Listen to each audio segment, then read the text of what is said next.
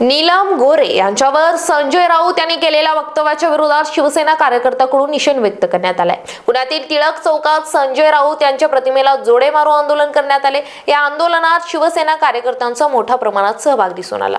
राऊतांनी 2 दिवसापूर्वी उपसभापती नीलमताई गोरे यांच्यावर जे खालच्या भाषेवर जे वक्तव्य केलेले आहे ते फक्त नीलमताई गोरेंवर नसून तर संपूर्ण महाराष्ट्रातल्या महिलांचा अपमान या ठिकाणी संजय राऊतांनी केलेला आहे।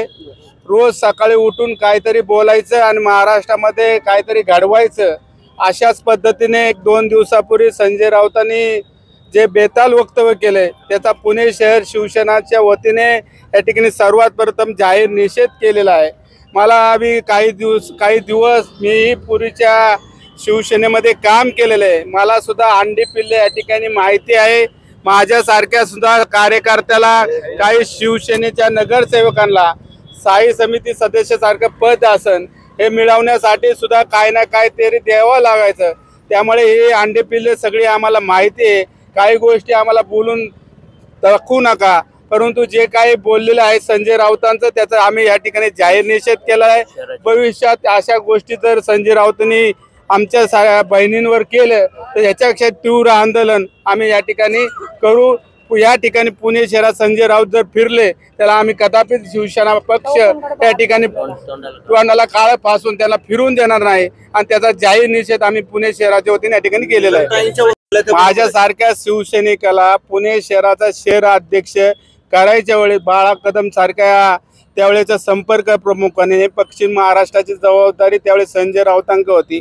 माझ्यासारख्या शिवसैनिकाला गेले 20 वर्ष हडपसर सारख्या मतदारसंघामध्ये शिवसेनेचा बालेकिल्ला कायम त्या ठिकाणी राखला होता आणि माझ्यासारख्या शिवसैनिकाला स्थायी समिती सदस्य पद असेल शहर अध्यक्ष पदासाठी 25 लाखासारखी मागणी त्या ठिकाणी केलेली आहे आणि 5 लाखाची एंट्री बी त्या ठिकाणी त्यावेळेस झालेली आहे। म्हणून मला अंडपिल्ल काढायला लावू नका। जे काय बेताल वक्तव्य संजय राऊतांनी नीलमताई गोरेवर केलेलं आहे ते नीलमताई गोरेचा अपमान नसून तर महाराष्ट्रातल्या तमाम महिलांचा अपमान आहे। त्यामुळे त्याचा जाहीर निषेध त्यावेळेसचे संपर्क प्रमुख होते बाळा कदम, त्याचे काही चेले होते। त्यावेळेस त्यांनी 25 लाखाची मागणी या ठिकाणी केली होती। 5 लाख रुपयाची बी एंट्री त्या ठिकाणी झालेली आहे। म्हणून काही गोष्टी स्थायी समितीच्या सदस्य पदासाठी काही नगरसेवकांना किती फंड द्यावा लागायचा या सगळ्या गोष्टी आम्हाला माहिती आहे।